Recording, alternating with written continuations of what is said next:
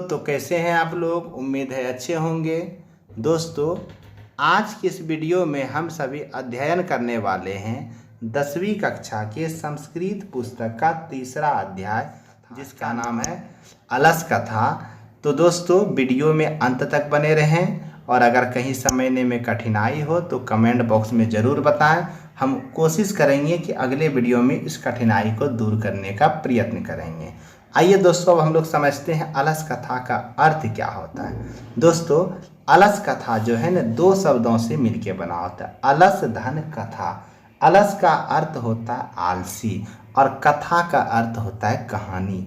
अर्थात इस अध्याय में हम लोग आलसियों की कहानी का अध्ययन करेंगे कि एक आलसी पुरुष के अंदर कौन कौन से अवगुण होते हैं और उसे कैसे दूर करना चाहिए। आइए दोस्तों, हम लोग अब पाठ का अध्ययन करते हैं। दोस्तों, पाठ प्रारंभ करते हैं। देखिएगा क्या कहता है कि अयम पाठः विद्यापति कृतस्य कथा ग्रंथस्य।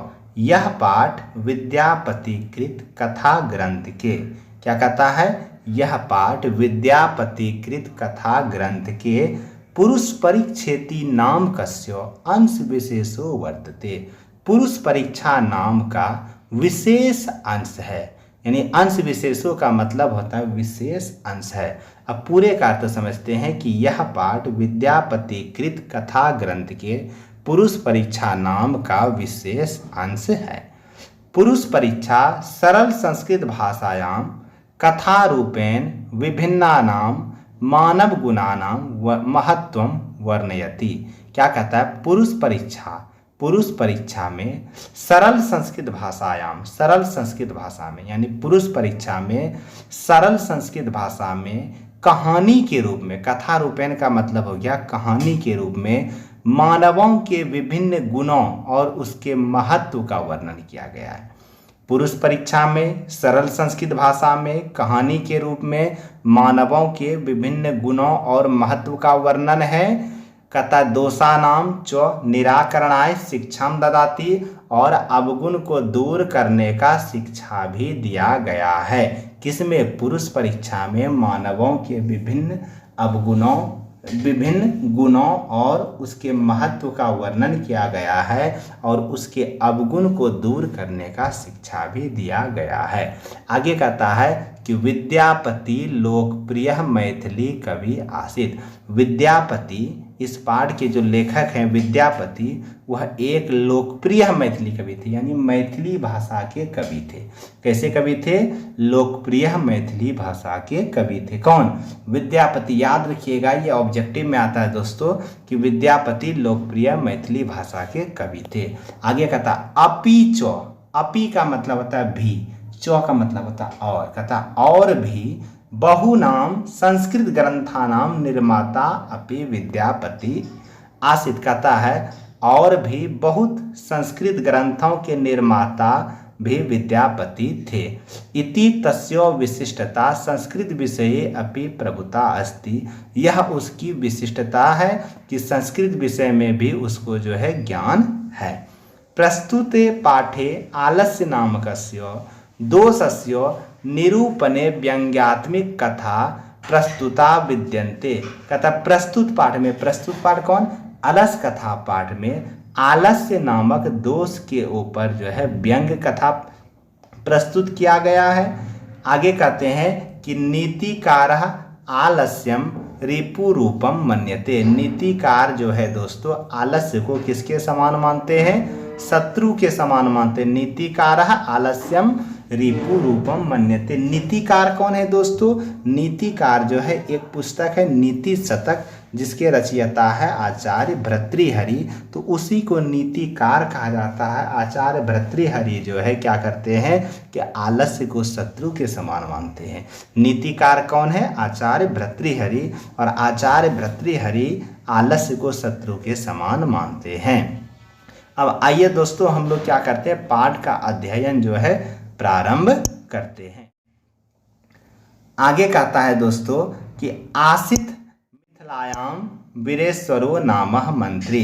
मिथिला में वीरेश्वर नाम का एक मंत्री था। क्या कहता है, कि आसित मिथिलायाम वीरेश्वरो नामः मंत्री, मिथिला में वीरेश्वर नाम का एक मंत्री था।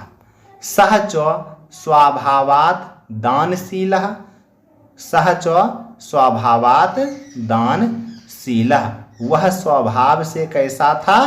दानशील था। कौन? मिथिला में वीरेश्वर नाम का एक मंत्री था जो स्वभाव से कैसा था? दानशील था। कारुणिकस्य सर्वेभ्यो दुर्गतेभ्यो अनाथेभ्यश्च प्रत्यम इच्छाहं भोजनम दापयति। कहता वह क्या था? स्वभाव से दानशील था और दयावान था। सभी दुर्गतिग्रस्तों और अनाथों को प्रत्येक दिन इच्छा भर भोजन कराता था। यानी मिथिला में वीरेश्वर नाम का एक मंत्री था जो क्या था? स्वभाव से दानशील और दयावान था। वह सभी अनाथों और दुर्गतिग्रस्तों को प्रतिदिन इच्छा भर भोजन कराता था। इतना ही, तत्मध्ये अलसेभ्यो अपि अन्य वस्त्रे दापयति सम। इतना ही नहीं, उनके बीच में वो क्या करते थे? आलसियों को भी अन्य और वस्त्र देते थे। कौन?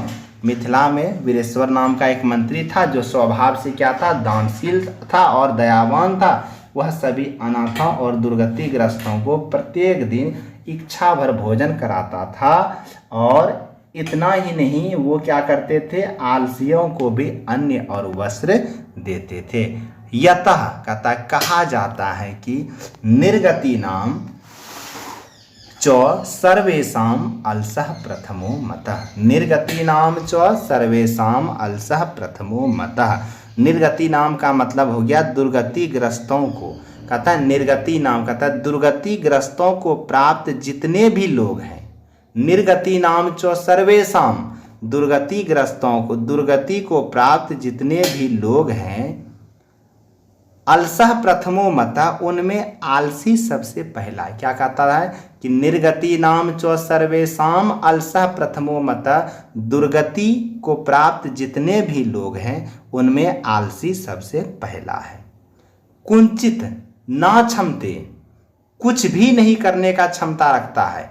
जाठ रेनः अपि वज्रेना, यानी पेट में आग लगने पर, भूख लगने पर भी वो कुछ भी करने का क्षमता नहीं रखते। कौन? आलसी। कथन निर्गति नाम च सर्वेषाम अलसः प्रथमो मतः कुंचित ना क्षमते कर्तुम जाठरेनः अपि वज्रहीना।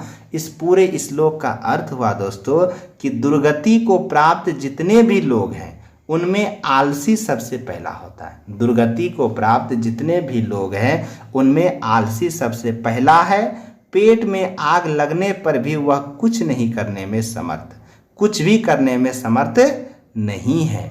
आगे कहते हैं दोस्तों कि ततो अलस पुरुषाणाम तत्रे इष्टलाभम श्रुत्वा बहवा अस्तुंद परिमृजा तत्र वर्तु लभुवा। उसके बाद क्या हुआ कि जब आलसियों को दोस्तों जो है सब तरह का सुख समृद्धि उपलब्ध करा दिया गया था, तो तत्र उसका लाभ सुन करके बहवा अस्तुंद, बहुत बड़े बड़े पेट वाले, अस्तुंद मृजा तत्र वर्तु लभुआ, वहाँ आकर के भोजन ग्रहण करने के लिए चाहने लगा।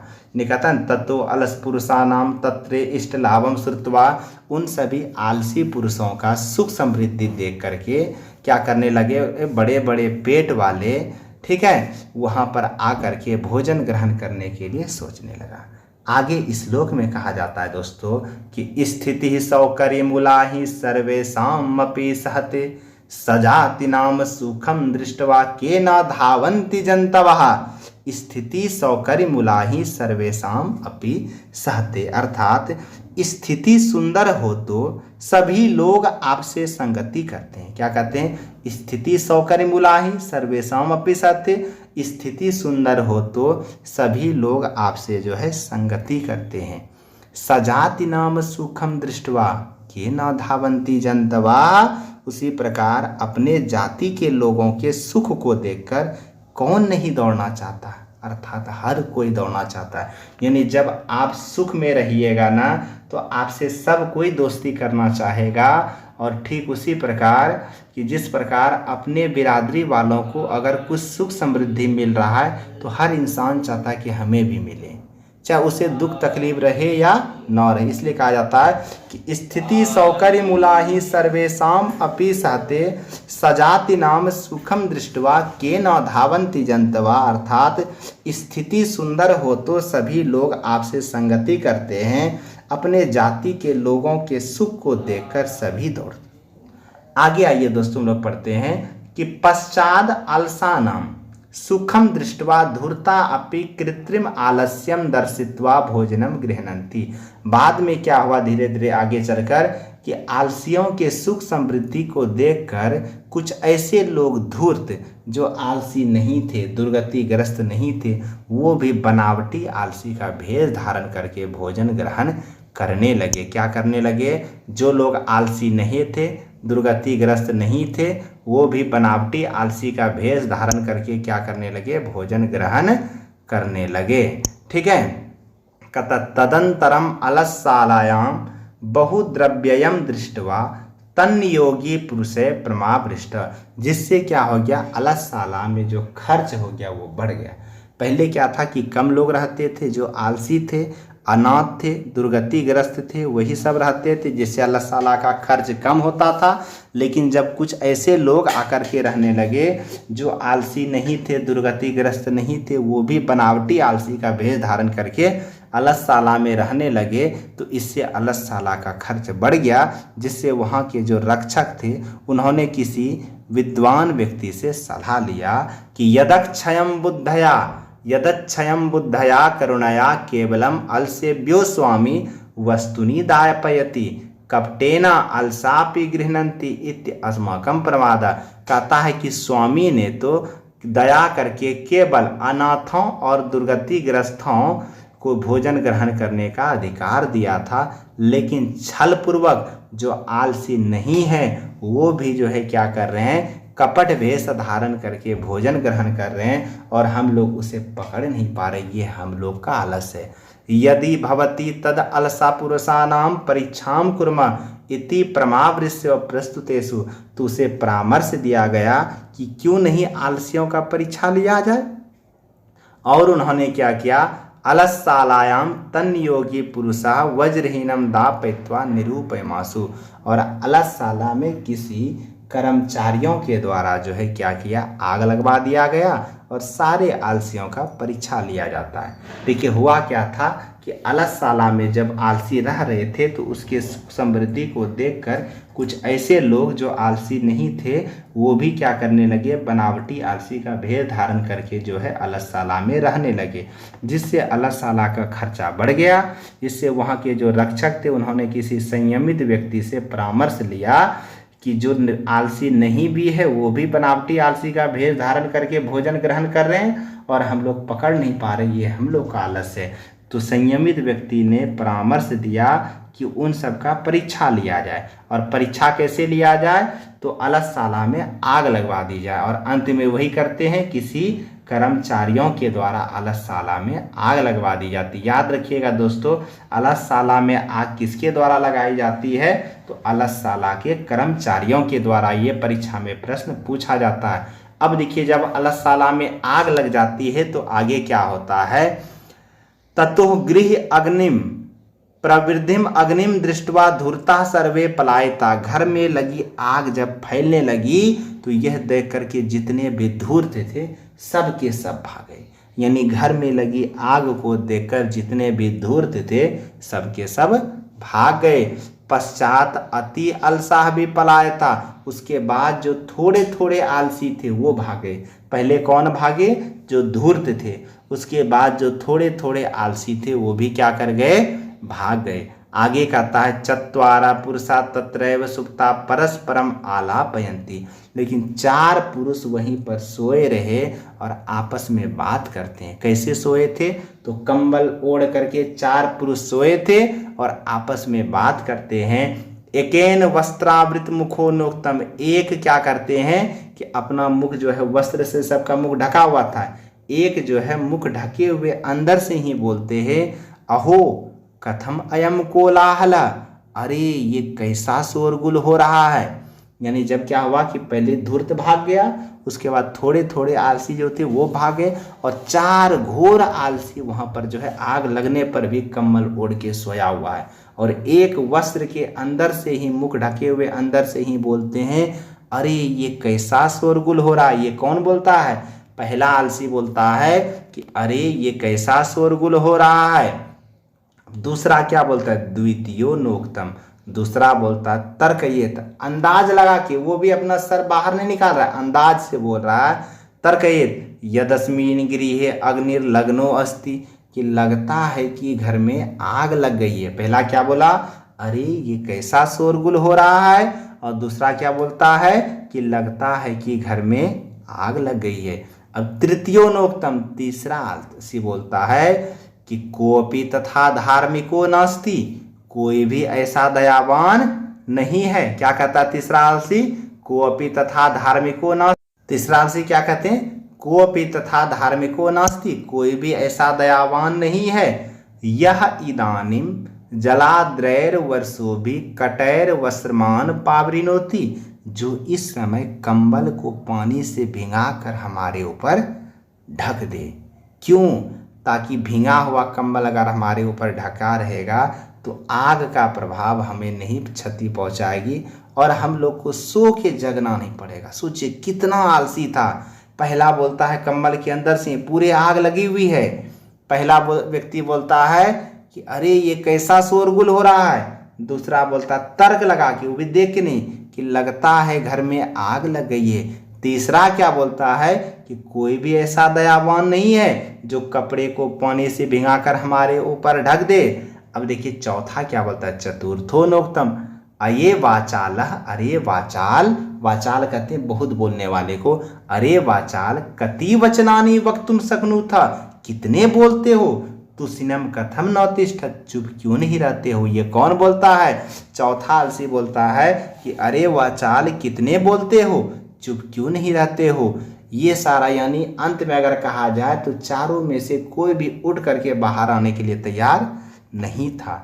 ततश्चतुर्णाम अपि तेषाम एव परस्परम आलापम श्रुत्वा वज्रहीनम च प्रवृद्ध येषाम उपरि पतिशयन्तं दृष्ट्वा नियोगी पुरुषः वर्धभयेन चत्वारो अलसा के सश्वास कृत्य गृहात् बहिर्कृता।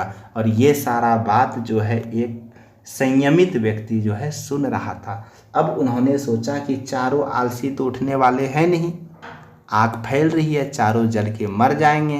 अंत में वो क्या करते? चारों आलसी का केस यानी बाल पकड़ के घिसते घिसते घर से बाहर निकालते हैं। कौन? संयमित व्यक्ति। पश्चात अवलोक्यम आलोक्य तन्योगी भी पठितम, और उन सबों को देखकर वो बोलते हैं कि पतिरे वह गति स्त्रीणम बालानम जननी गति ना अलसानम गति काश्चिल्लो के कारुणिकम विना। अर्थात पतिरे वह गति स्त्रीणम, स्त्रियों का रक्षक जो होता है उसका पति होता है। कौन होता है? उसका पति होता है। पतिरे वह गति स्त्रीणम, स्त्रियों का रक्षक उसका पति होता है। बालानम जननी गति, और बच्चों का रक्षक उसकी माँ होती है। ना अलसानाम गति काश्चिल लोके कारुणिकम बिना, लेकिन आलसियों का रक्षक किसी दयावान के सिवाय इस संसार में कोई नहीं होता है। पति, स्त्री का रक्षा कौन करता है? उसका पति। बच्चों का रक्षा कौन करता है? उसकी माता करती है। और आलसियों का रक्षक कोई दयावान ही हो सकता है और कोई भी नहीं। पश्चातेषु चतुर्स्व अलसेषु ततो अप्यधिकम वस्तु मंत्री दापयमासु, उसके बाद चारों आलसियों को मंत्री क्या करते हैं? और ज़्यादा धन धान्य दे करके वहाँ से विदा करते हैं। तो दोस्तों वीडियो कैसा लगा? अगर अच्छा लगा तो कमेंट बॉक्स में ज़रूर बताएं, और अगर कहीं समझने में कठिनाई हुई तो उसे भी बताएं। मैं प्रयत्न करूंगा कि अगले वीडियो में इस परेशानी को दूर करने का प्रयास करूंगा। और अगर अच्छा लगे तो अपने दोस्तों को भी बताएं। वीडियो को लाइक सब्सक्राइब जरूर करें।